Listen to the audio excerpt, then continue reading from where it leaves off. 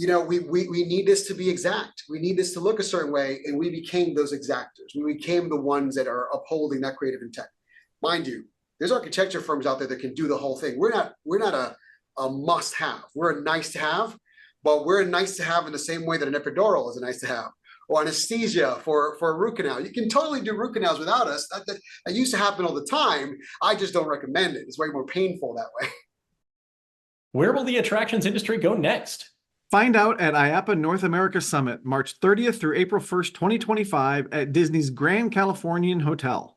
Join executives, innovators, and thought leaders to build connections, explore trends through exclusive EDUTours, and gain strategic insights to put into action.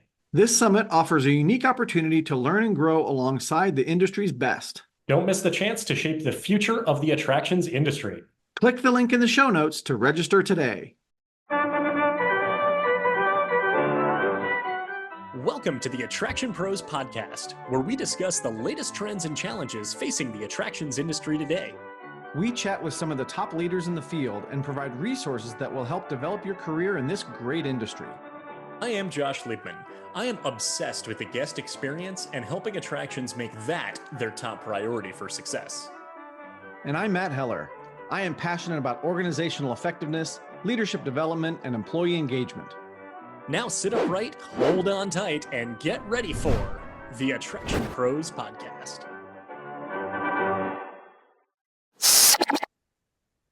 Hey, Matt, how's it going? It's going fantastically, Josh. How are you? Well, threw a little a whammy bar into the how. Yeah. Usually you throw it into the fantastic. I'm doing well. Thank you very much for asking. Question for you. Yes. When you are walking around theme parks, and I know that's something that you like to do, do you tend to notice things like air ventilation or, HVAC or maybe electrical boxes or speakers within otherwise heavily themed environments? Sometimes, but I'm looking for them sometimes as a theme park nerd sometimes, but I also like to be enveloped in those environments where I'm not even thinking about it. That makes sense. My second part of the question was going to ask, are you actively looking for those? Yeah. What's funny is I find myself not looking for them myself, but if I'm with somebody that might say, what is that? Or why is that there? Or something like that, I might say, oh, that looks like it might be a speaker, or that might be something to cover something else up. So, a little bit of my theme park nerddom goes a long way to try to help people understand the immersive environment. Yeah, there you go. Yeah. How about you?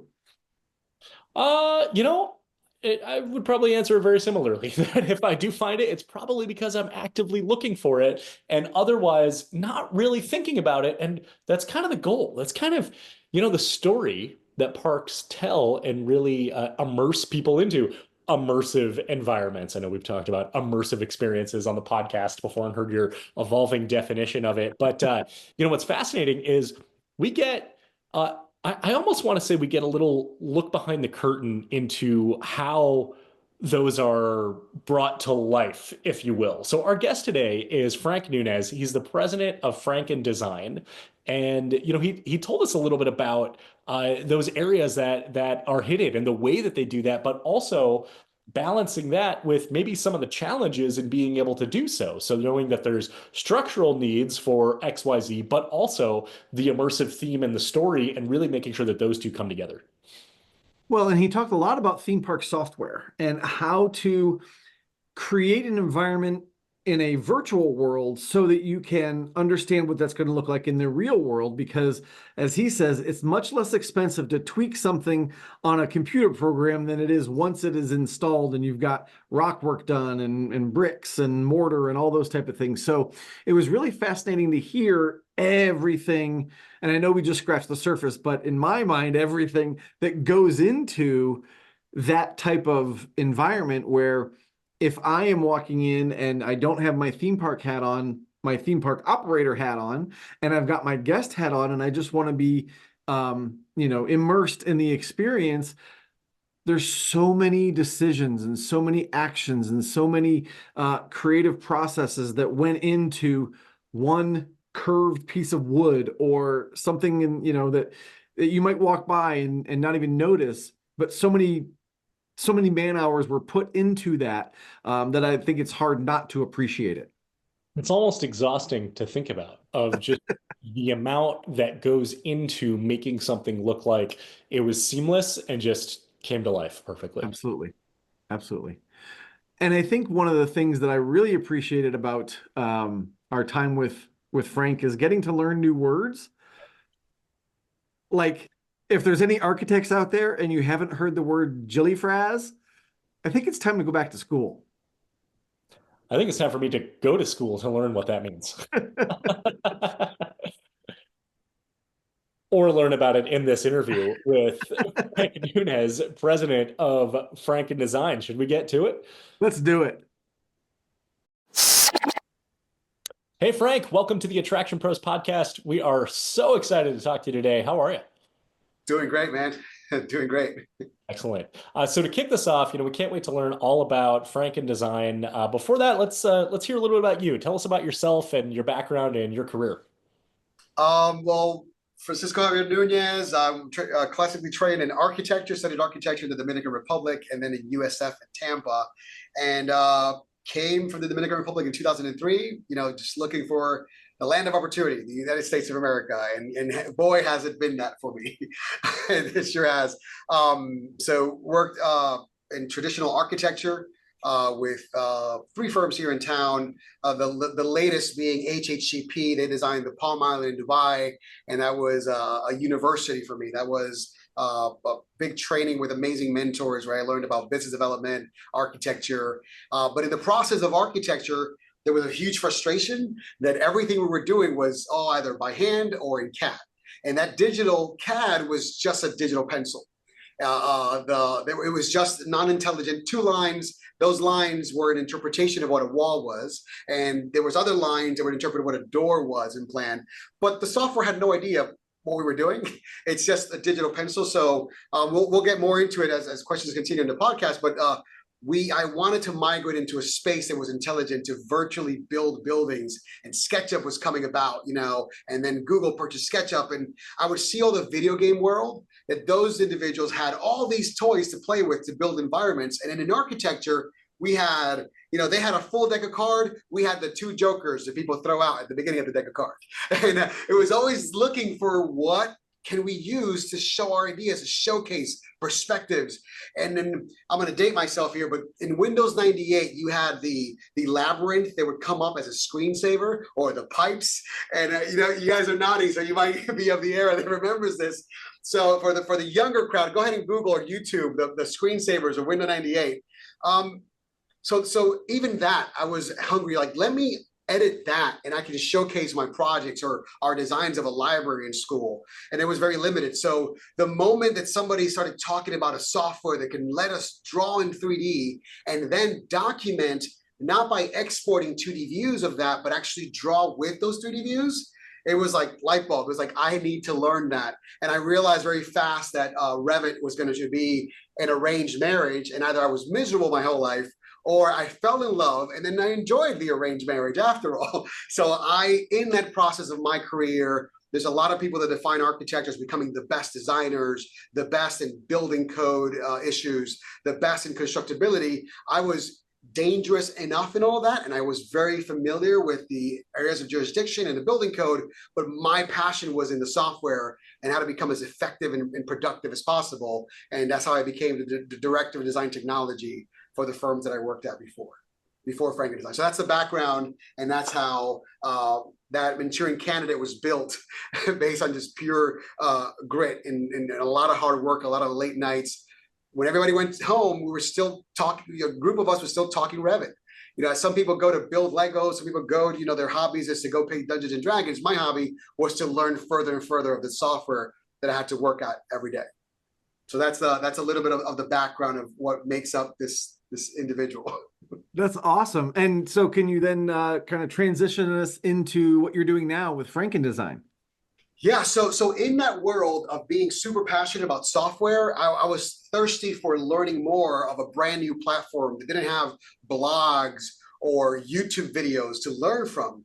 So in that search, talking to friends that work at other firms, we realized that there was in existence a smaller users group called the Orlando Revit Users Group. And this is composed of the top-notch users from different architectural firms. And the day the coin phrase BIM manager, building information modeling, there was a CAD manager and that transitioned into a BIM manager, but there was very few of them because it was so brand new in the industry. I become part of the Orlando Revit Users Group, and they gave me a chance to be on the board and even take over and move it from Yahoo, where it was at, into LinkedIn. And it just, once it hit that professional platform, it exploded. And I always joke that if Revit, or the software we use, was a church, I was a youth pastor. I was the one welcoming everybody in. Come on. I was the one calling different architectural firms to sponsor for pizza every month, and was very successful. Had a budget built out that had the whole year lined up of who was going to sponsor us. And we were hosting these meetings. When the big players in town, Disney, Universal, start sourcing or growing with the need of models and building information modeling, a lot of the people that join those roles are actually sourced or were members of the Orlando Revit Users Group. So I had, I guess, that rapport with them. And as they start placing themselves into the parks, that's how I start getting the calls for advice. Hey, how would you do this? How would you do that coaster? So I already had that respect with them, that I was somebody that can assist them to navigate those problems. And in navigating those problems is how I get invited into supporting teams and themed entertainment. Realizing, wow, I think architectural world has it figured out. I've been doing hospitals, morgues, hotels, you name it, restaurants, and that's all really great. And you really get to sink your teeth in design. But here is an industry that all of the creative is still by hand, still sketches, maybe in CAD, with a lot of great modeling people coming from film, from assets in 3D Studio Max, but it's not translated for architects yet, because the architectural software is very rudimentary. Revit is fantastic for square buildings, but doesn't even know that rockwork exists. You know, to model something in that space, you get a chisel and a hammer. You get a piece of rock and you can only remove information from it, but you don't have the ability that you have in a Rhino, in a Blender, in a Maya, or 3D Studio Max, where you can literally grab a cube and turn a dial and make it into a sphere. You don't have those abilities. You have to really get creative, no pun intended, into Revit to make it work. So we created a service that was specifically for, we don't want to do creative. There's a lot of people in that world that we respect and adore so much. And we've done the architecture for 15 years. We're going to be the translator in the middle that upholds the creative intent for the creative teams, puts it into the software that's translated for the architects, and that way they can just link it as a shroud. And the guy that's already worried about the life safety, the lighting, the power, the ventilation of the space doesn't now have to worry about the voussoirs in a particular arch being from a particular period in Rome, from a date and time, circa whatever. Let us worry about that. Let us read all these manuals and architectural books of history that are appropriate to the period of that movie or that IP, model it for you, and then place it on. And it was a hit. It went from a lot of arguments the creative teams were having with saying, we need this to be exact. We need this to look a certain way. And we became those exactors. We became the ones that are upholding that creative intent. Mind you, there's architecture firms out there that can do the whole thing. We're not a must have. We're a nice to have, but we're a nice to have in the same way that an epidural is a nice to have, or anesthesia for a root canal. You can totally do root canals without us. That used to happen all the time. I just don't recommend it. It's way more painful that way. That's how the transition takes place from me being an employee in the architectural world to starting this entrepreneurial fever and this experiment that we call FrankNDesign. It's so fascinating. Really appreciate you sharing that story and kind of really tracing it back. It sounds like your passion for the software came from really creating and developing and looking for a solution to a challenge that you were having as an architect, and say, I need to fix the problem that I've got of using CAD, which I took engineering classes in high school and art, and I used to love using it. And then Autodesk Inventor was able to do it a little bit more than that. But to your point of really kind of having that full ability of the software knowing specifically what things are within the program, was a solution that either didn't exist or that you were looking for and you were able to develop. Yeah, and it's leveraging existing ingredients, which still has merit because the chefs don't go and create a potato. It's just how they leverage the potato or their level of seasoning with the potato. So it's kind of crazy that we've had so much success, and it's really just using existing items. It's all there. The same way that a guitar has always been there, the drum has always been there, but you're still a fan of a particular band. So there's a lot of companies that offer Revit production. There's a lot of company they offer scenic design. I think it has to do with just how we mix the ingredients, and a lot to do with the people too. I mean, for us, the number one qualifier is demeanor. You can come with all the skill sets in the world, but are you a pleasant person? Are you a positive human being? We rather have someone that has zero skill sets, but it's just like one of those people you're like, I want to hang out with that person. I want to hang out with that guy, with that girl. I just think that they're just so neat. And we rather grab that person from scratch and train them up in the skills than somebody that's just, oh, hey, we got to leave so-and-so alone. But wow, but he's amazing. Because I'd rather have a bunch of B players and have them grow each other to A players than having one A player then pushes the others away to become C players. I don't know if that concept is grasped, but Absolutely. Well, it's all about your culture, right? So I'm curious, like going through that process of finding those people that are passionate, may or may not have the skill set. What is that process like for you? Because you can't put your passion on a resume, right? You can't put that personality and your hangout ability. That's not on a LinkedIn post. So how are you judging that to see if someone is a cultural fit? Well, here's a gimme, a little bit of the secret sauce too. One of the advantages of being such a brand new company is that there's no bureaucracy to abide by. There's no SOPs or general cultural things to abide. It was very organic. And for the first 2 to 3 years, I would say even 4, we turned 6 in April. So I was 6 that I started solo in April. The company was founded in May. So 6 years in May officially as FrankNDesign. And the advantage for that, it was very organic. Everybody that we worked with, we had a motto that we don't work together until we work together. So that nobody had to quit their job and come and risk finding out if they are a fit for FrankNDesign or we are fit for them, because we're very transparent. Every interview, it's a date. It's not just sell yourself to us. We have to sell ourselves to you. Are we a good company that's going to be fulfilling for you? So we even if somebody is like super on the selling themselves mark with an interview, we remind them, no, ask us questions. We don't want just, because I think that in most interviews, everybody's just selling themselves, because the company hasn't made.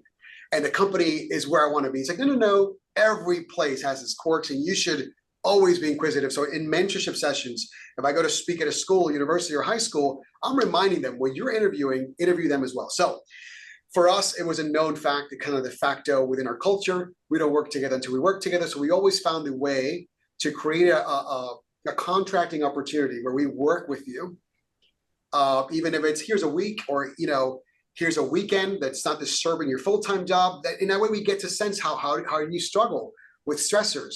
How do you do with a difficult task before we're wooed by your awesome resume and portfolio and discover that challenges aren't handled well. With all as great as I can make it sound, I'm an optimist by force.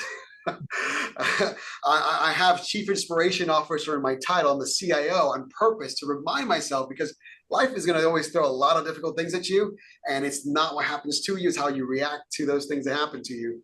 So I'm forcing myself. This is a muscle to be optimistic. So I want to see how we react when we're not optimistic. I think that's when your true character comes to be. And so that's a secret. The secret is that for most individuals at FrankNDesign, I would say 80 to 85% of them were individuals that we had the pleasure of working with before. And now we are growing into a corporation, and now we are expanding to where our leadership team has the power to put out their own job listings and have their own, conduct their own interviews and hire. And it is crazy that in 6 years, you walk into the office and there are new people here like, oh, hi, I'm Frank, how are you? And it's just like mind-boggling that that's taking place so soon. That's really interesting to hear, and I appreciate you kind of sharing that dynamic of the company culture of working together before you work together, and then even everything you're saying as far as if you're, I think it's great career advice. If you're in a job interview, that's a two-way street. You need to be interviewing the company that you are applying for as well to ensure it's a positive fit on both ends. So the name FrankNDesign, I can connect the dots, and I think it sounds very fitting. And curious if you could share maybe the backstory or how you knew that was going to be the name of the company. I didn't know that was going to be the name of the company. More is to be revealed probably after May of 2025 this year. But the name was I always had almost even a stigma against companies that were named after the individuals. And it's like I'm eating crow now because here I am owning a company that has my name in it. But it would have been great to have something very esoteric or like purple circle or round box, like something that had nothing to do, but still kind of quirky. And it came about within our team. We always had the joke that we're literally taking models and assets from all different places, from architects, engineers, ride designers, and packaging together as if we're Frankensteining it. And there was even a slogan that at one point after the name was found, I was like, hey, why would you Frankenstein it when you can FrankNDesign it? And but for us, it was it had to do with an IP that we had the privilege of supporting. My name being Frank, last name Nunez, Frank N. It sounds like honest design. And it was one individual, Vlad Kogan, one of our rock stars here, that said, how about we just call it FrankNDesign? And that was available. And then it just stuck. It became a household name very fast within our clients. They thought it was quirky and fun, and it's now a staple, and we're very proud of it. So yes, we'll do a podcast 2.0 of that specific IP that I think that everyone can relate to, that sounds like FrankNDesign. And we're very proud of our monstrous capabilities. I love that. I love that. Very well played. Very well played. Frank, I'm curious, you kind of talk about your business as a nice to have, in the process, but you've also worked with a lot of big names in the attractions industry. Can you talk a little bit about the nuances or the process of working with big names? A lot of the things that you do are under NDA, so you can't really talk about them. And I'm certainly not asking you to spill the beans on any of that, but just like that process of working with such big name entities within the industry. Yeah, so it is extremely humbling, especially for anybody, no matter what school you went to, where you were raised. But I came from the Dominican Republic, and I only saw like Nickelodeon on TV. And to me, it could have all been a big set and it's fake, because I couldn't imagine those worlds being real, that somebody invested that amount of money just to give guests an experience. So I got to experience what a kid goes through at Disney or Universal as an adult. And it was still very visceral to me.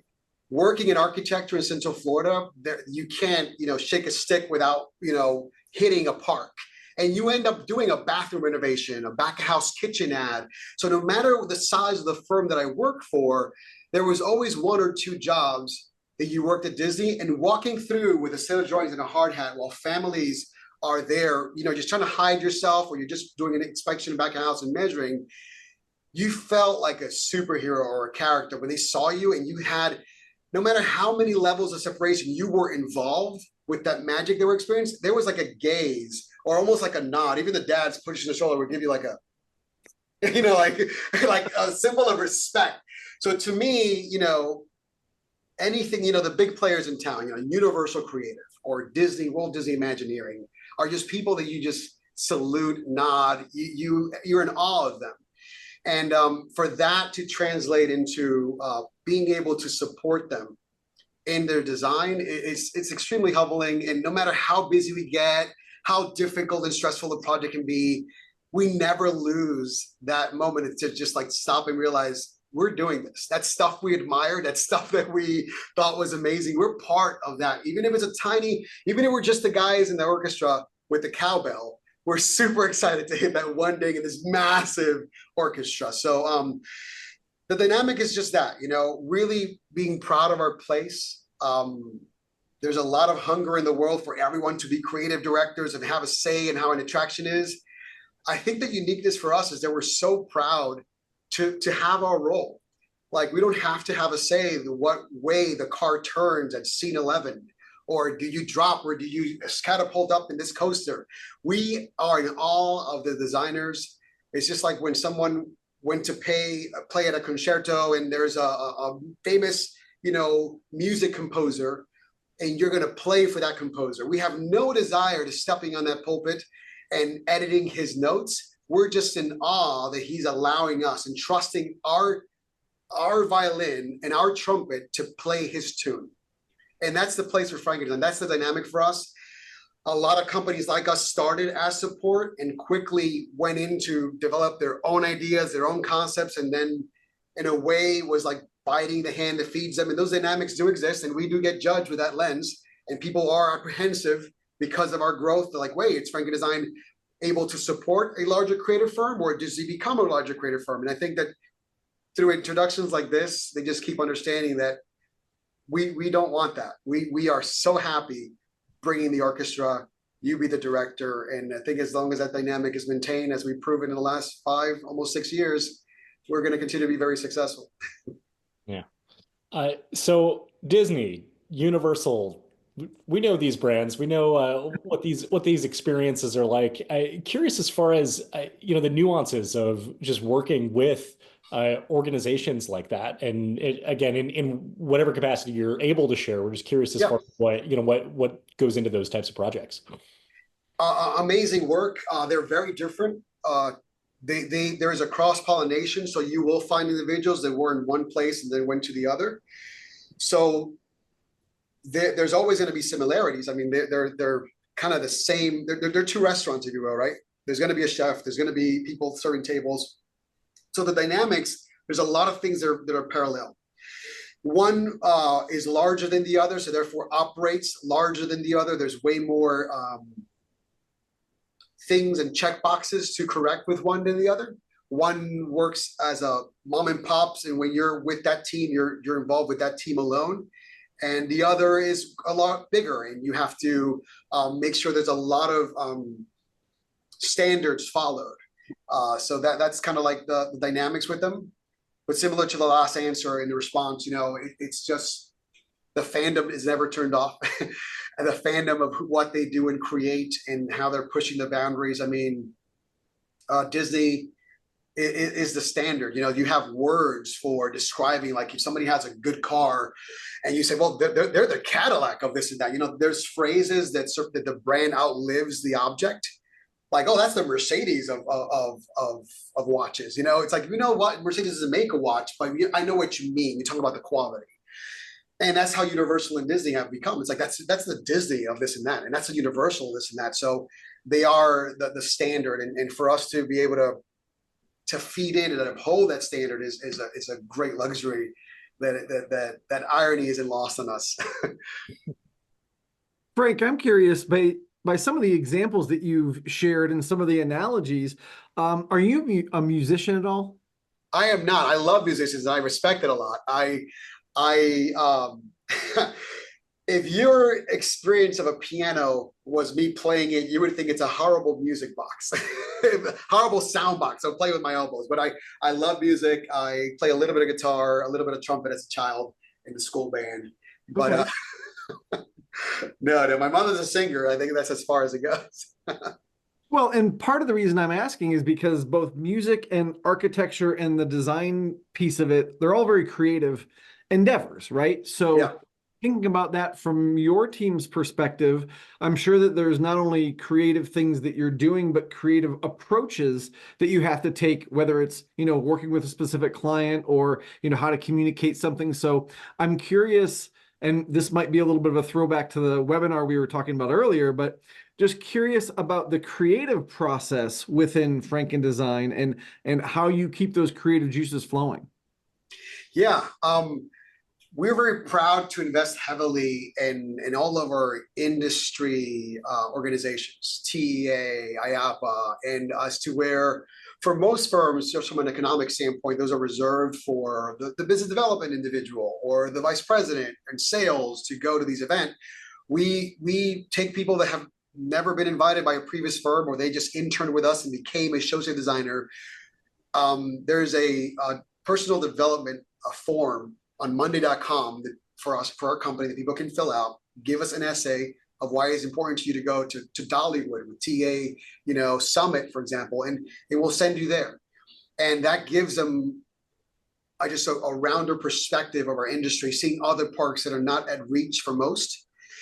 We had members of our team go to Germany, go to Europa Park, go to what Mark showed in his presentation, Eat Adrenaline and ride that. I'm jealous. I'm the president of the company and I haven't been there. So one of the ways to really continue that growth and that sensitivity to what's out there is exposure for the team to new places and events. It gets expensive, but man, is that investment have a good ROI? It's a fantastic ROI because they come back enriched, they're sharing with the team.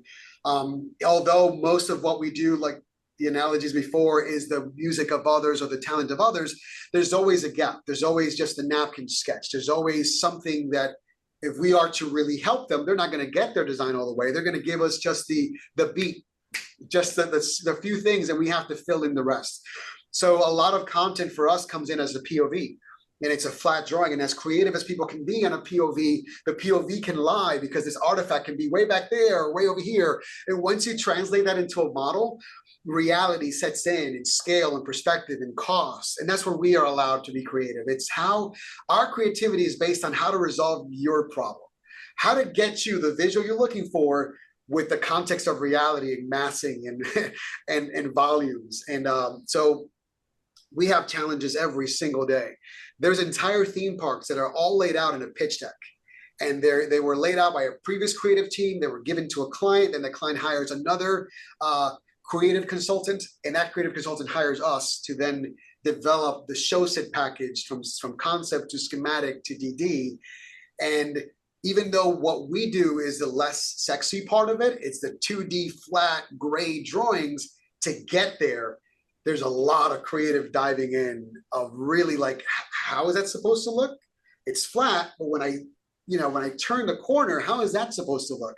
And how does this add to that?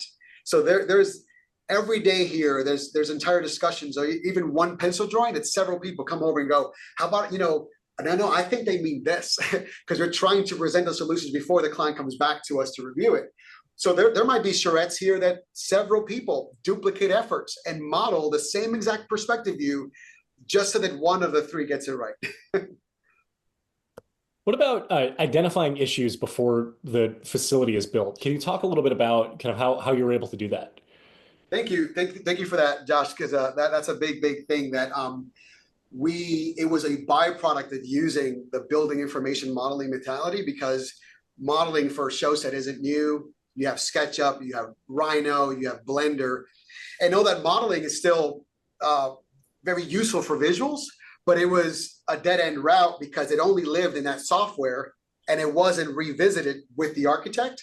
By doing it all in Revit, we are living live in the space where the architect is designing. So our shrouds, our rock work, our jillyfraz, the pretty stuff that makes we are in charge of everything the guest sees. So when we are plastering the show set on top of an architectural model, a lot of issues arise from like, where is that exit sign mounted? Where is this life safety device, a horn or speaker? So what ends up happening, the byproduct of not only of using the difficult route of doing show set and a rudimentary difficult software, is that now you're virtually building the building, and you are encountering hundreds, if not thousands, of clashes that in other worlds or in the past were resolved in the field. And everybody knows that it's a lot cheaper to change it digitally by moving a mouse than it is by cutting a piece of rock work in the field. So there are many conversations that we can have an entire podcast just on a deep dive of the clashes found on a theme park, from arch over a metal egress door to particular ceilings that are covering up ventilation systems, and having to then provide a solution to how to get ventilation into that room without sacrificing the creative intent of a vaulted ceiling that's supposed to look like it was built out of bricks, even though it's fiberglass. But if you have a fiberglass ceiling and now you have a huge AC vent there, you're kind of killing the whole thing, because it's like, this is not a castle anymore. You just ripped me out of the story. Yeah. So what I find so fascinating about you and the way you're describing this and all the work that you do is that so many of the general public will never know all of the work that goes into that, and all the different iterations and all the different decisions and all the times that, you know, in that 3D modeling that you've had to tweak something or move something. And yet, especially it seems like from the enthusiast point of view, when they walk in and they're like, well, why did they put that there? And why is that over there? And so I'm just curious from your standpoint, like when you walk into that space, that real space for the first time, and you get to see it completed, like what's that feeling like? And then maybe the second part of that question is, when other people are saying, well, why'd you do this? Why'd you do that? You know, they're not looking at it from your same lens. So how do you react to that sort of critique, I guess is the best word? Oh, yes. I think that all of us in this industry that had to do with design, construction, or fabrication, we're kind of ruined. We're the food critic, and my wife is like, Frank, stop it. Like, let's just enjoy it. And I'm like, you know, we are, I think all architects suffer from this. It's the critical eye of looking for what was not installed the way you designed it. So there is that, Matt, right? The things that we decided to go a certain way. And then there's a thing that was just because of budget, timing, or misinterpretation in the field that really ended up not like you desired it. But then people know that you were associated with it, so you're the blame for like, hey, why did they choose that? Why did they put that there? Like, no. But I'm never going to be there to defend myself and say that wasn't us. That was in the field. That was a change order or something else. So yeah, that is an intricate. I'm glad you asked that. That is an intricate situation that takes place when you're seeing something and you wish it was another way. But then there's a lot of rewarding moments, you know, where you're seeing. You know, a lot of panels that were shifted into linear ventilations at the edge of an arch, and you realize, hey, that I brought that up in a meeting, and that it ended up that way, and you can see the people just enjoying it. Or then you bring a guest and say, hey, can you find the air conditioning? And they go, no. Like, you see that those joints that are looking like the brick is missing mortar, that's the AC. That entire section is the AC, but it looks like it's just aged. Or walking through some of the lands of Disney saying, hey, can you find a speaker? Because they were so cleverly disguised and painted over. And it's very rewarding, especially when either you're learning because these parks have great solutions to shroud things over the years that they've developed, or when you've added just a grain of salt to that experience and you suggested something to turn something a certain way or to camouflage something a certain way, and it made it to reality. It's a big reward. That's so cool, because it's so much about the things that you don't see as it is about the things that you do see, in the way that it creates that seamless experience. And like you said, it would otherwise take away from that story. That's what you're selling the guest. And, you know, it's well, functionally, we need HVAC here. Well, but then it's not, you know, the theme and the story that we're going with that the guest is paying for. So it's really cool to really kind of hear that insight. I'm now going to start looking for those ventilations and those speakers and all those other things that are otherwise extremely hidden. Frank, you were recently ranked as one of Blue Loop's top 50 theme park influencers in 2024. First of all, congratulations. And second, we're curious just what that award means to you, maybe how you found out, and really just overall the honor that you got from it. I was in awe when you look. I had nominated people in the past. People had reached out to me years ago in LinkedIn. That's how I learned about Blue Loop. Like, oh, okay. A client. I said, hey, I'm being nominated for this. Would you be so kind? I'm like, of course. I sat there, wrote an essay, and I remember like the intention that went into that. And my team did a really good job. If I had to guess, because of the wizard that comes up with these initiatives is Jeremy. So I know that Jeremy was probably like cracking the whip. Hey, you guys fill this out for Frank. at least on our team. And he orchestrated to where the day that we are in IAAPA, we happen to be scheduled to have dinner with one of our clients from Saudi Entertainment Ventures who was here for IAAPA. So we're at a very nice restaurant, Capital Grill, and all of a sudden champagne glasses show up at the table. And I'm like, what? And Jeremy had orchestrated that because he had people from our team that were attending the Blue Loop and sending pictures of the screen as they were awarding people. When he got the text, he gave the signal to the waiter, whoever he had arranged that with. So kudos for doing that. And champagne glasses showed up. I was very humbling because I still consider myself one of the newcomers to this industry. Very, very fresh. There's people that have been here 15, 25 years, and I admire and respect them so much. So I have to take into account that we really came to break some things. Like there were some processes that existed that were sufficient to deliver associate packages, and seeing that shift and the impact that clients that didn't even have Revit or BIM as a requirement are now the standard, and it's written in the contracts. And when RFP goes out for bids, language that we help craft and write as a deliverable is now part of the requirement. I feel like we've moved the needle, and that the story of 2019, 2020, 2021, there are things that happen in our industry for design that wouldn't have been done the same way had we not existed. And that award was a recognition for that. And it was extremely humbling, and I'm very grateful for that. It's a balance, feeling unworthy compared to everybody else is on the list, but also trying to calm the humility and saying, well, we did break some stuff. We did change some things. So I'm grateful. Well, I would imagine also it's that gratefulness and the humbleness that keeps you driving forward to keep doing more and more and more, right? 100%. I know that. It's What's right that? there. Yeah, I said 100%. There you go. There you go. Well, and I know that you've influenced me just in this conversation. I think I learned a new word, jillyfraz. I don't know if that's an official architectural term, but if so, I'd like to learn more. Look into Daniel Jenkins, ex-Disney Imagineer. He's the one that said it in a meeting, and it just was stapled and tattooed into my brain. So I got to give him credit for that. So jillyfraz is what he called it, to all the show set stuff. Okay, got it. Well, I would like to go back just really quickly. You know, all of this started when you were, you became an architect, right? Back in the Dominican Republic, and that is really what started all this. And I'm just curious if we could go back, what made you want to be an architect?